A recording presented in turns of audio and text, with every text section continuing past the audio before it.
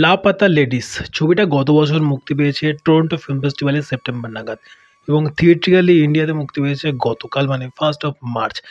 তো ছবিটা শেষ করবার পরে আমার যেটা ফিল হলো প্রথমেই যে আশুতোষ গোয়ারিকারের মতো একজন মেকার স্বদেশের সঙ্গে জুড়ে রয়েছেন, কিংবা শাহরুখ খানের মতো একটা নাম বা সেই স্টার ভ্যালু স্বদেশের সঙ্গে জুড়ে রয়েছে, কিংবা পরবর্তীকালে গত বছরের একটা ছবি যেটা ওটিটিতে আসবার পরে, স্পেশালি ওটিটিতে আসবার পরে তার আগেও বক্স অফিসে মানে আনএক্সপেক্টেডলি ব্রিলিয়ান্ট পারফরমেন্স দিয়েছে এবং তার ডিজার্ভও করে, সেটা নিঃসন্দেহে ডিজার্ভ করে, আরও বেশি এত সেটা ডিজার্ভ করতো। পরবর্তীকালে যেটা ওটিটিতে আসবার পরে তা নিয়ে রিল, ফেসবুক স্টোরিজ, দেন ইউটিউবের শর্টস জাস্ট ভরে গিয়েছে এবং সেটা ডিজার্ভও করে ছবিটা। এবং তার সঙ্গে নাম কার অ্যাসোসিয়েটেড ছিল, নাম অ্যাসোসিয়েটেড ছিল বিধু বিনোদ চোপড়া। লোকটার প্রায় 40 বছরের একটা filmography career as director, as film maker বা ফিল্ম অ্যাসোসিয়েট।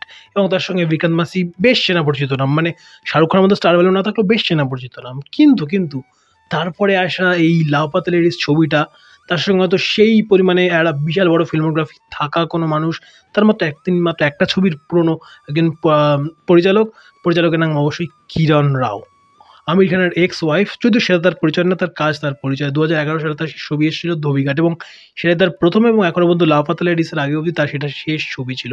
এবং এই ছবির সঙ্গে যারা যুক্ত রয়েছেন একমাত্র রবি কিষান এবং আরেকজন অ্যাক্ট্রেস ছিলেন, মানে তাকে এর আগে আমরা মোস্টলি হিন্দি প্রজেক্টগুলোতে দেখেছি, নাম এই মুহূর্তে আমার মনে আসছে না, আই থিঙ্ক ছন্দা বা কিছুটা এরকম নাম হবে, নামটা ভুল বলার থেকে না বলা বেটার। তো সেই মানুষটা ছাড়া খুব যে একদম চেনা পরিচিত মুখ একদমই বলবো না, অ্যাটলিস্ট 12 ফেলেও অনেক চেনা পরিচিত মুখ ছিল, এখানে তাও নেই। তারপরেও ছবিটা নিঃসন্দেহে শেষ কিছু বছরে বলিউড থেকে পাওয়া অন্যতম সেরা ছবি। এবং আমরা যে মালায়ালাম ছবি, তামিল ছবি, তেলেগু ছবি, কন্নড় যদিও এখনও সে লেভেলে পৌঁছায়নি, বাট কথায় কথায় মালায়ালাম ছবি 2-3টে মুখে ছুঁড়ে মেরে দিই, এই যে এই বিষয়টা। তবে হিন্দির কাছে কিন্তু এই বছর, অ্যাটলিস্ট এই বছরের প্রথম 3 মাসের মধ্যে দুটো ছবি যদি ওটিটি রিলিজ হিসেবে ধরি, বা যাই হোক যদি এবছর একটা ছবি, এই ছবিটাকে যদি শুদ্ধ ধরি, তবে একটা কড়া জবাব এখন বলিউডের কাছেও আছে। ছবির নাম লাপাতা লেডিস। ডিটেলে বলবো, অনেকটা সময় ব্যয় করেছি আমি জানি ইন্ট্রোডাকশনে, তারপরেও একটু শুনুন, শেষ অবধি শুনুন। কেন এতটা বড় গৌরচন্দ্রিকা করলাম তার উত্তর নিঃসন্দেহে দেবো, পরিচয় পর্বটা সেরে নিই। নমস্কার, আমি শুভ্রজিৎ এবং আপনাদের সকলকে আরও একবার স্বাগত আমার চ্যানেল ফিল্মি চতুষ্কোণ। তো ঘেমে নিয়ে একাকার, অলরেডি গরম পড়েছে এবং বাড়িতে কারেন্ট নেই, তো আজকে ভাবে ভিডিও বানাতে হবে, কিছু করার নেই। ছবির গল্প, একটা ট্রেনে বেশ অনেকগুলো কাপল ছিল, মধ্যপ্রদেশ এবং ছত্তিশগড় ওই এরিয়ার গল্প, মোস্টলি ছত্তিশগড়ই বোধ হয়। তো সেখানে অনেকগুলো কাপল ছিল এবং তারা ট্রেনে করে ফিরছিল বিয়ের পরে, সদ্য বিবাহিত নববিবাহিত দম্পতি, এবং ওই লাল চেলিও তাদের গা থেকে তখন সরেনি। ঠিক সেই সময় কিছু একটা ঘটনার জন্য এর বউ ওর কাছে চলে যায়, এর ওবার হেরাফেরি হয় এবং সেটা কোনো নিয়ে না, যে সেটা একটা হেরাফেরি হয়ে যায় আর কিছু একটা ঘটনা চক্রে। এবং হওয়ার পরে তারা কীভাবে খোঁজে, এবং একদিকের যে স্ত্রী ছিলেন সেই স্ত্রী হারানোর পরে বিশাল পরিমাণে দুঃখিত এবং আশা করে আছেন যে তার স্বামী তাকে নিতে আসবে। আরেক দিকে স্ত্রীর দিকে যদি তাকাই, সে হারানোর পরে খুশি, এই খুশির কারণটা কী? এবং তারপর এই হারানোর পরে দুজনকে নিজেদের সেলফটাকে বিশালভাবে এক্সপ্লোর করে এবং দুজনকে হয় না একজন মানে মুক্তির একটা স্বাদ পায় জীবনে। এবং এই মুক্তির বিভিন্ন অর্থ রয়েছে এবং কোথা থেকে যখন গল্পটা শেষ হয় তখন আপনার মনে হবে না এ একটু ফার্স্ট লিড, এ একটু সেকেন্ড লিড, মনে হবে যে প্রতিটা ক্যারেক্টার একে অপরের পরিপূরক ছিল। এবং যখন গল্পটাতে যখন এই ঘটনাটা ঘটে ভাগ্যের ফেরে, তার ফলে আমরা অনেক কিছু জানতে পারি এবং এদের জীবনটা তো একটা বড় আর্ক থাকে। একটা মেয়ে তার পুলিশের সামনে বা মানে যখন তার জানাতে চাইছে যে সে কোথা থেকে বিলং করে, তার স্বামীর নাম কি, সে বলে না স্বামীর নাম মুখে নিতে নেই, কিন্তু আবার সে স্বামীর নামটা মুখে নিল বলেই এক জায়গাতে গিয়ে তার স্বামীর সঙ্গে দেখা পেলো। আমি স্পয়লার দিচ্ছি না, পয়েন্ট হচ্ছে এই আর্কগুলো দুর্দান্তভাবে মজা লাগায়। এবং আরও একটা সাইড সব কিছু মিলিয়ে এই ছবিটার আপনাকে অনেক কিছু অফার করে। ছবিটার মধ্যে কমেডি আছে ভালো, ছবিটার মধ্যে ভালো স্ট্রং একটা কমেন্ট্রি রয়েছে, যেটা খুব সাটেলভাবে বলা হয় না, ইন্টেলেকচুয়ালিজম করে বা একটা আর্ট জনরার ছবি বানানোর চেষ্টা কোনোভাবেই হয় না। একটা প্যারালাল ফিল্ম রয়েছে যেখানে কমেডি রয়েছে, একটা ভালো ইনোসেন্ট একটা রোম্যান্স রয়েছে এবং রয়েছে Swades kind of vibe, the true Swades, যেখানে একজন মানে ট্রেনের র্যান্ডম আপনাকে কেউ জিজ্ঞেস করবে কী গো যৌতুকে কী পেলে, কিংবা যেখানে একটা ট্রেন যাচ্ছে সর্ষে ক্ষেতের মধ্যে দিয়ে বা একটা ক্ষেতের মধ্যে দিয়ে, ধান ক্ষেতের মধ্যে দিয়ে, সেখানে লোকে টুল পেতে ট্রেনে উঠছে, চেন থামিয়ে টুল পেতে ট্রেনে উঠছে, এইরকম ঘটনা আপনি দেখবেন।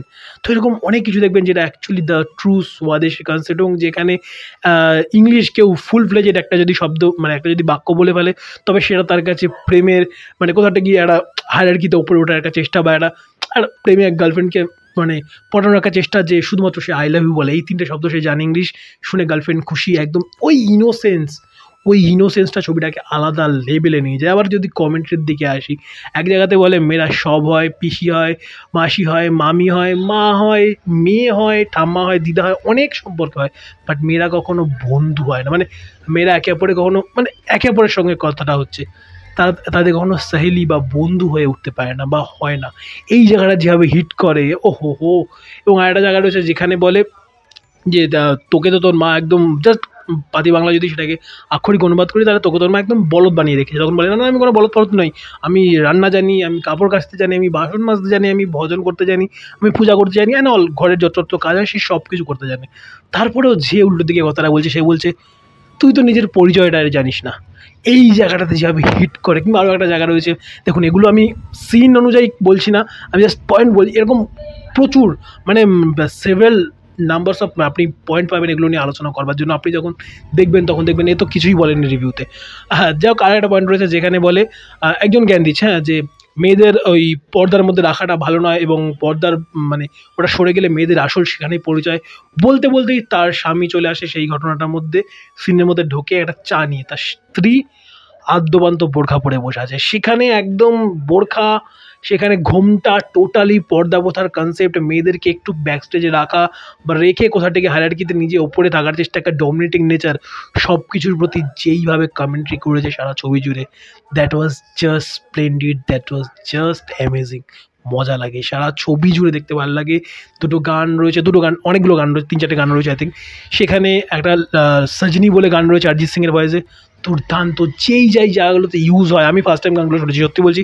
আমি ট্রেলার টিজার দেখা ছাড়া আমার গানগুলো একবারও শোনা ছিল না, বাট যখন আমি গানগুলো শুনি প্রথমবারের জন্য, আমার মনে হয় ভাই পুরো মনটা জাস্ট ছুঁয়ে গেল, মনটা জাস্ট নিয়ে গেল গানটা। আরও একটা গান রয়েছে ধীমে ধীমে বলে, শ্রেয়া ঘোষালের ভয়েসে। আমি শ্রেয়া ঘোষালের ফ্যান বলে বলছি না, গানটা দুর্দান্ত। গানটা অ্যাকচুয়ালি তার রাইটিংয়ের দিক থেকে যদি বলি, গানটা যদি তার পোর্ট্রেলের দিক থেকে বলি, গানটা তার ইউসেজের দিক থেকে বলি, সব দিক থেকে দুটো গানের ব্যবহার দুর্দান্ত হয়েছে। এবং অবশ্যই ক্যারেক্টার রাইটিং, যে রবি কিষান, একজন পুলিশ অফিসার যাকে দেখলে আপনার এমসি, বিসি, বিএসডিকে আরও যত রকমের অ্যাব্রিভিশন দিয়ে আপনি গালাগালি জানেন দুনিয়াতে, আপনার সব কিছু বলতে ইচ্ছা করবে। এবং তার ক্যারেক্টারটার যেই পোর্ট্রেল এবং ক্যারেক্টারটার যে আর্ক, তার ক্যারেক্টারটার ডিজাইন, সবই মিলে দুর্দান্ত একটা ক্যারেক্টার। তার অ্যাসিস্ট্যান্ট হিসেবে আমরা কাকে দেখি অ্যামাজন প্রাইমের একটা খুব পপুলার সিরিজ পঞ্চায়েত, সেখানে আমাদের যে পঞ্চায়েতের এক্স্যাক্টলি উল্টো দিকে দাঁড়িয়েছে, যে পঞ্চায়েত প্রধান হতে চাইছে সেই মানুষটা, ওই যার সঙ্গে চপ্পল নিয়ে ঝগড়া, যার সঙ্গে ওই লাউ নিয়ে ঝগড়া, যার সঙ্গে ছাগল নিয়ে ঝগড়া, সব কিছু নিয়ে যার সঙ্গে ঝগড়া, সেই মানুষটা সে এখানে তার অ্যাসিস্ট্যান্টের ভূমিকা রয়েছে। এবং সে লাস্টে একটা ডায়লগ দেয়, একজন বলে যে ইয়ে লড়কি বহুত দূর যায়গি, তখন বলে হ্যাঁ স্যার ইয়ে জায়গা তো ইতনা দূরে। ওই জায়গাটা নিয়ে যে হাসিটা ক্রিয়েট করে, কিংবা ওভারঅল যেভাবে পুলিশ লাইনটাকে নিয়ে যেভাবে কমেন্ট্রি করেছে, ঘুষখোর পুলিশ অফিসার, 2 নম্বরই পলিটিশিয়ান, মানে আপনার খুব খারাপ, আপনি একটা জায়গাতে রয়েছেন, সেখানেও অন্য একটা কিছু পয়েন্ট যেটা আউট অফ এনিওয়্যার আপনাকে সেটাকে ফ্রেমে এনে আপনাকে ইউজ করে সে ভোটটা কামিয়ে নিয়ে চলে যাবে, অথচ আপনার 2 পয়সার সাহায্য করবে না। এইরকম পলিটিশিয়ানদের উপরে কমেন্ট্রি, পুলিশের উপরে কমেন্ট্রি, সমাজের পর্দা প্রথা, উমেন এম্পাওয়ারমেন্টটাকে একদম গদগদে একদম করে দেয়নি। 1-2টো সিন ছাড়া আমার মনে হয়নি যে উমেন এম্পাওয়ারমেন্ট আপনার মুখে ছুঁড়ে মারছে, এই বিষয়টা খুব একটা ফিল করায় না, খুব স্যাটেল ওয়েতে বলে।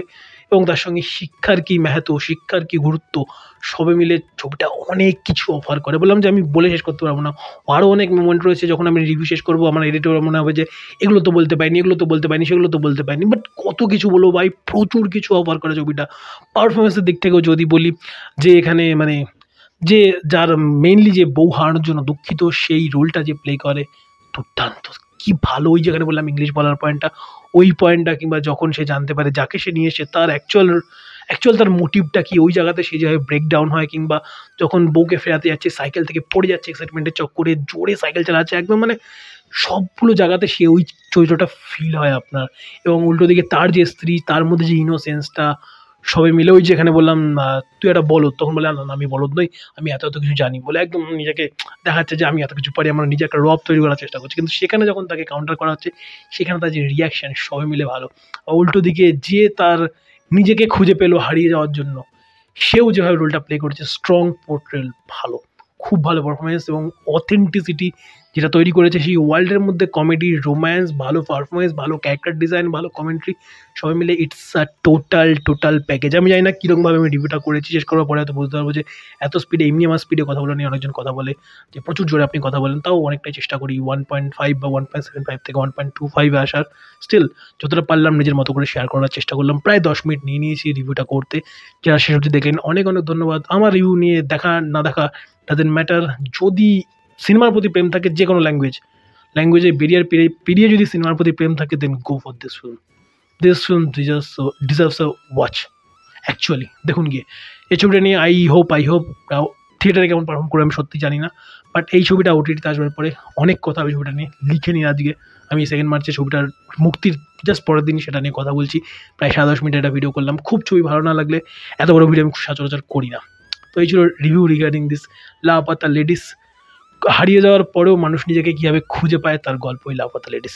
যান গিয়ে দেখে নিন, থিয়েটারে চলছে এখন আপনার কাছে। কোথায় চলছে দেখুন, অবভিয়াসলি ছবিটা দেখবার জন্য দেখুন, পাশে দান ফান সব তো পরের গল্প। এই ছিল রিভিউ। যারা শেষ অবধি দেখলেন থ্যাংক ইউ। চ্যানেল নতুন থাকলে চ্যানেলটাকে সাবস্ক্রাইব করুন এবং এরকমই ইন্টারেস্টিং কিছু ফিল্ম নিয়ে যদি আপডেট পেতে চান, কিছু যদি ছবি নিয়ে ডিটেইলড একটু কনভারসেশন দেখতে চান, দেন সাবস্ক্রাইব করে পাশে থাকুন, সঙ্গে থাকুন, ভালো থাকুন। Bye bye.